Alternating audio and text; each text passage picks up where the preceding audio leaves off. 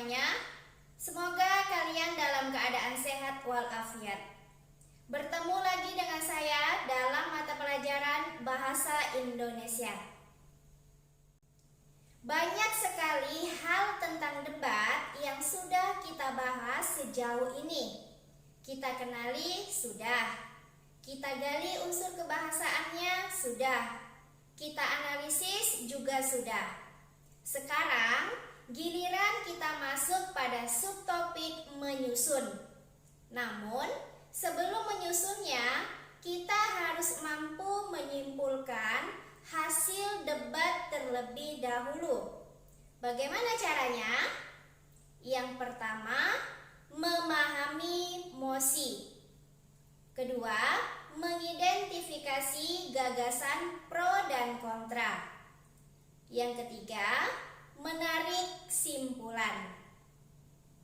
Setelah mengetahui langkah-langkahnya, sekarang kita praktikkan ya. Kita gunakan teks debat yang sudah kita analisis pada video sebelumnya. Mosi dalam debat tersebut adalah dilema plastik antara efisiensi dan kerusakan lingkungan. Sedangkan gagasan pro yang terdapat di dalamnya yaitu mengenai penggunaan plastik yang tidak bermasalah, melainkan yang bermasalah adalah manusia sebagai pengguna plastik. Kemudian gagasan kontranya yaitu ketidaksetujuan terhadap penggunaan plastik yang sudah seharusnya diganti atau dengan kata lain ditinggalkan. Setelah kita mengetahui mosi, gagasan pro dan gagasan kontranya, kita sudah dapat menarik kesimpulannya. Simpulan yang dapat diambil yaitu selain tidak membuang sampah plastik secara sembarangan, dapat juga dilakukan daur ulang.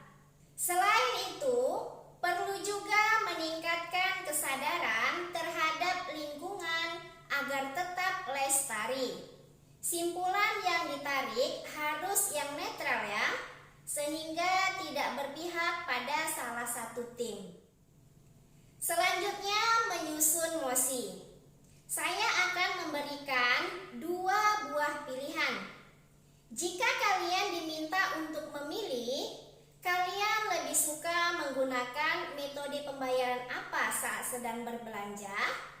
Tunai atau non-tunai? Tentu ada di antara kalian yang lebih suka menggunakan uang tunai atas alasan tertentu.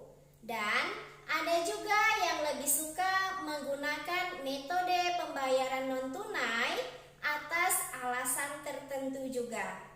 Dari kedua pilihan tersebut, kita dapat menemukan mosi.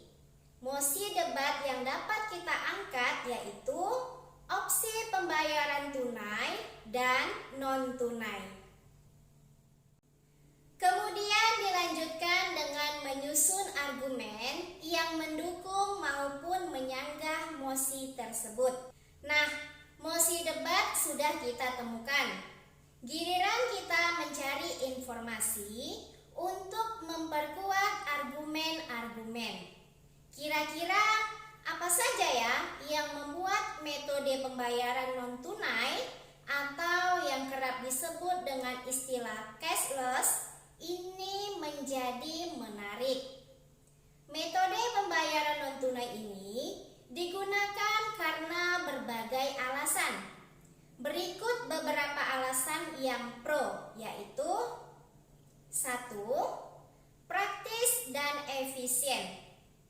Penggunaan metode non-tunai praktis dan efisien karena tidak membuat kita harus membawa uang tunai dalam jumlah yang banyak. 2. Memudahkan peninjauan transaksi. Transaksi non-tunai juga sangat mudah untuk kita kontrol karena kita dapat meninjau ulang setiap transaksi dengan mudah. 3.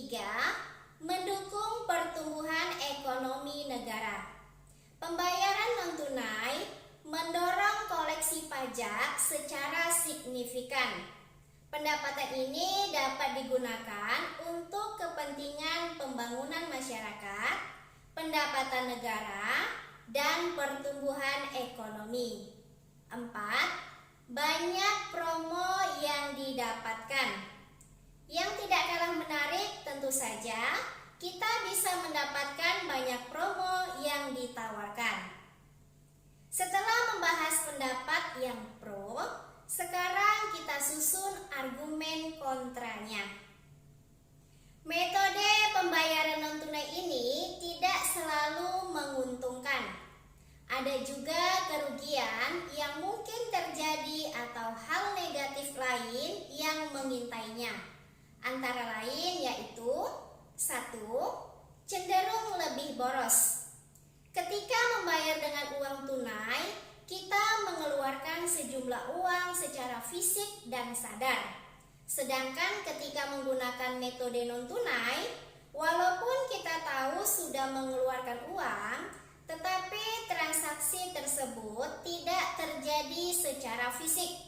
Hal ini mengakibatkan berkurangnya kesadaran kita terhadap jumlah uang yang telah kita keluarkan, sehingga akan muncul kecenderungan untuk terus menghabiskan uang dan akhirnya berujung pada pemborosan.